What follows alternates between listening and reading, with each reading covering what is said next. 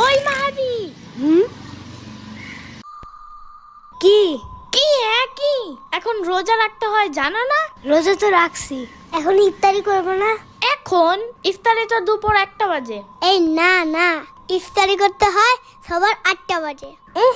বড় মানুষ সন্ধ্যা বাজে ইফতারি করে, আর ছোট মানুষ 1টা বাজে করতে হয়। ও, কিন্তু আমার আম্মু সকালে একটা চিটিং করছে জানো? হ্যাঁ, আমার আম্মু বলছে কি, উঠো উঠো সেহরি খাবা না, পরে সেহরির বদলে শুধু ভাত খেতে দিছে।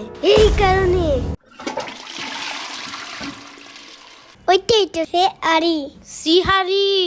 সত্যি? হ্যাঁ হ্যাঁ, ওইটাই তো বললাম। আমি আরিতে কলা দিয়ে মাছ খাইছি, অনেক মজা। কিন্তু ইফতারি তো আলাদাই, তো ভাত সেহরি হয় কেমনে? এমনে অমনে হেমনে। মেন কথা হইলো তুমি রোজা রাখতেছো না, বুঝছো? ঠিক মতন না রোজা রাখলে অনেক সমস্যা আছে। আমাদের ওই বাসার ওই পিচ্চি রোজা না রেখে মিষ্টি খেয়ে ফেলছিল, পরে ওর পেট খারাপ হয়ে গেছে, পরে ওর খালি মাথা চুলকাইতো অনেক।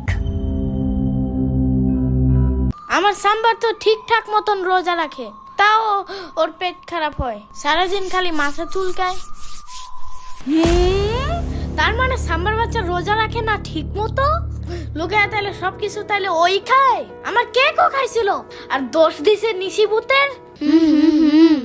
সাম্বারে দেখলে কেমন জানি মনে হয় কি রোজা রাখে নাই। ওরে দেখলেই মনে হয় মাত্রই খাইছে কি জানি। বাট মাহাদি, হ্যাঁ তুমি কিন্তু ঠিকঠাক রোজা রাখতেছ না, বুঝছো? এগুলো ভালো না। কারণ আমার আম্মু বলছে ঠিক মতন রোজা রেখে দুপুর 1টায় যদি ইফতারি না করে তাহলে নিশিভূত আইসা পড়ে। রাইট। বাট দুপুরে 1টায় না, আমার আম্মু বলছে সকাল 8টা বাজে ইফতার করতে হয়, সকাল 9টা বাজে খেলে আরেকটা রোজা রাখা যায়। আলো, তুমি ব্যাপারটা বুঝতেছো না। তোমারে আমার আম্মুর কাছে নিয়ে যাবো না, দেখো পরে নিজেই জানতে পারবে। আচ্ছা ঠিক আছে, দাও বলে। ইচ্ছা মতো কপ কপ করে চিপস খাইতেছিল,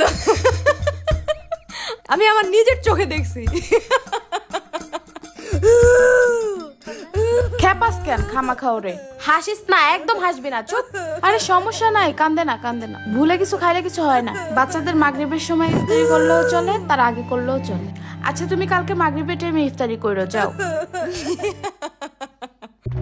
সাম্বার বাচ্চা, আমিও জানি তুমি ঠিক মতন রোজা রাখো না। হ্যাঁ, এই জন্যই খালি তোমার পেট খারাপ হয়, আর সারাদিন খালি তোমার মাথা চুলকায় যাই থাকে।